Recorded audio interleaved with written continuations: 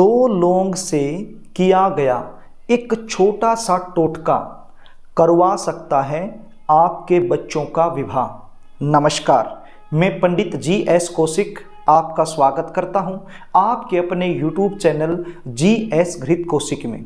आज मैं आपको बताने वाला हूं विजयदशमी के दिन यानी के दशहरे के दिन जल्दी शादी होने का एक छोटा सा उपाय छोटा सा है लेकिन प्रभावशाली है, सरल है, अपने घर में ही रह के करना है, कहीं बाहर जाने की आवश्यकता नहीं है, लेकिन चमत्कारी है।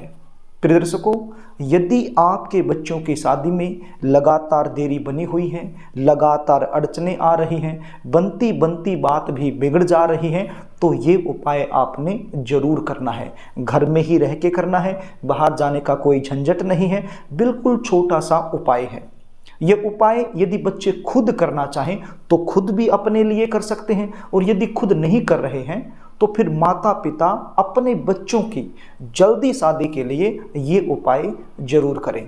कई बार जन्म कुंडली में कुछ ऐसे दुर्योग बन जाते हैं जिसके चलते विवाह में लगातार अड़चने आती रहती हैं।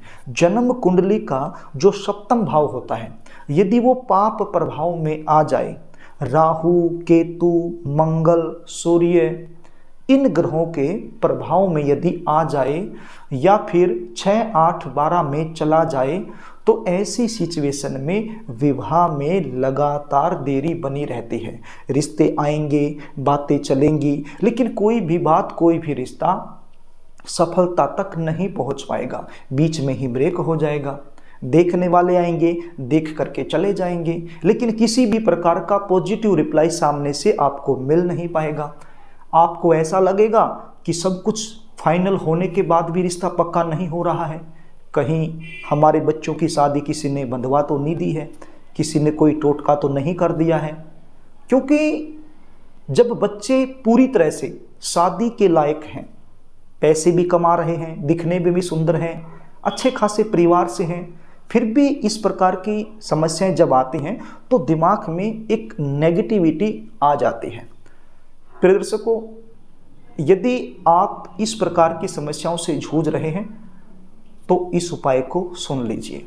उपाय बताऊं इससे पहले आपसे निवेदन करना चाहूँगा, यदि आप चैनल पर नए हैं और अभी तक आपने इस चैनल को सब्सक्राइब नहीं किया है तो मुझसे लगातार जुड़े रहने के लिए और विवाह से रिलेटेड शास्त्र सम्मत सटीक जानकारी प्राप्त करने के लिए अभी इस चैनल को सब्सक्राइब कर लीजिए और बेल आइकन को भी प्रेस करके रखिए, ताकि हमारी आने वाली इसी प्रकार की नई वीडियो का नोटिफिकेशन आपको मिल सके और वो वीडियो आप आसानी से देख सकें। प्रिय दर्शकों, उपाय सुन लीजिए। आपने 2 लौंग लेनी है। क्या लेनी है? 2 लौंग, बिल्कुल साफ सुथरी लौंग होनी चाहिए, जिसके ऊपर फूल लगा होना चाहिए। टूटी फूटी लौंग नहीं चलेंगी। थोड़ा सा कपूर आपके पास होना चाहिए। एक मिट्टी का दीपक आप ले लीजिए, या फिर मिट्टी का कोई भी बर्तन आप ले लीजिए। आप कोई और बर्तन भी ले सकते हो, स्टील का बर्तन भी ले सकते हो, लेकिन मिट्टी का बर्तन यदि आप लेते हो तो अच्छी बात है। तो एक मिट्टी का बर्तन ले लीजिए और उस मिट्टी के बर्तन में आप कपूर रख लीजिए। क्या रखना है? कपूर रख लीजिए। और 2 लौंग आप अपनी मुट्ठी में बंद कर लीजिए। राइट हैंड की मुट्ठी में आप 2 लौंग बंद कर लीजिए और जिस भी बच्चे की शादी में देरी चल रही है उसके सिर के ऊपर से 7 बार इसको घुमाइए।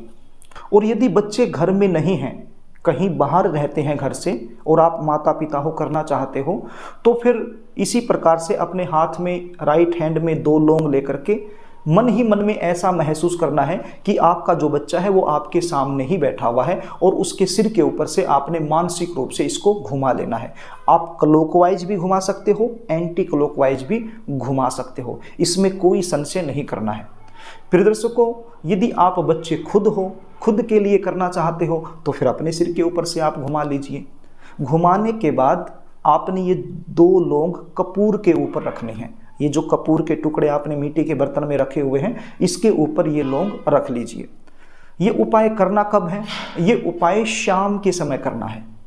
ध्यान दीजिए, ये उपाय आपने शाम के समय करना है, दशहरे के दिन यानी विजयदशमी के दिन शाम के समय करना है। शाम के समय का मतलब क्या है? आप 6 बजे, 7 बजे, 8 बजे, 9 बजे तक भी आप ये कर सकते हो। तो ये आपने कपूर के ऊपर दोनों लौंग रख ली इस प्रकार से। उसके बाद अपनी छत पर चले जाइए, छत पर जा कर के इस कपूर को जला दीजिए, माचिस की सहायता से कपूर को जला दीजिए। अब कपूर जलेगा तो सीधी सी बात है, जो उसके ऊपर लौंग रखी हुई है वो भी जलेंगी। अब एक समस्या और आ सकती है, शहरों में कुछ लोग फ्लैट में रहते हैं, छत पे जाना संभव नहीं होता है उनके लिए, तो फिर अपने बालकनी में भी जा सकते हैं, बालकनी में जाकर के उसको जला सकते हैं। जलाने के बाद जब वो जल जाए तो थोड़ी सी राख उसकी बन सकती है, तो उस राख को आपने इस प्रकार से फूंक मारकर उड़ा देना है और अपनी मनोकामना बोल देनी है। यदि आप माता पिता हैं तो उसको फूंक मार करके उड़ाने के बाद अपने बच्चे की जल्दी शादी के लिए आपने प्रार्थना करनी है, मनोकामना बोलनी है कि मेरे बच्चे की शादी के लिए जल्दी से कोई अच्छा रिश्ता आ जाए और शादी फिक्स हो जाए। इस प्रकार से आपने करना है। और यदि आप बच्चे खुद हैं तो अपनी जल्दी शादी के लिए आपने मनोकामना करनी है, यानी कि आपकी जो विश है वो आपने बोल देनी है उसको उड़ाने के बाद। बस इतना सा ये उपाय, छोटा सा उपाय विजयदशमी के दिन शाम के समय आपने करना है। यदि आप अपनी जन्म कुंडली का विश्लेषण मुझसे करवाना चाहते हैं, शादी में लगातार देरी बनी हुई है, उसका मुख्य कारण क्या है वो मुझसे जानना चाहते हैं, आपकी जन्म कुंडली के आधार पर जल्दी शादी होने के विशेष उपाय क्या बनते हैं वो मुझसे आप जानना चाहते हैं, विवाह कब होगा, कौन सी दिशा में होगा, विवाह के बाद का जीवन कैसा रहने वाला है, जीवन साथी कैसा मिलने वाला है, ये सारी जानकारी यदि आप मुझसे लेना चाहते हैं तो स्क्रीन पर दिखाए गए व्हाट्सएप नंबर पर आप अपनी जन्म डिटेल लिखकर मेरे पास भेज सकते हैं और अपनी जन्म कुंडली का सटीक विश्लेषण मुझसे करवा सकते हैं।